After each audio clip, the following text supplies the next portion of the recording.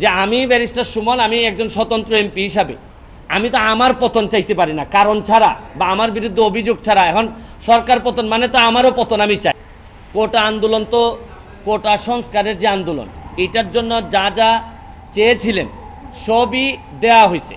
মানে যারা এই কোটা আন্দোলনে, কোটা সংস্কারের আন্দোলনে তারা যা চেয়েছিলেন তার চেয়ে দেখা যাচ্ছে যে 95%, 93% দেওয়া হয়েছে। মানে ওনারা যা চেয়েছিলেন কোটার বিষয়ে কিন্তু আর কোনো বক্তব্য এখন আর নাই।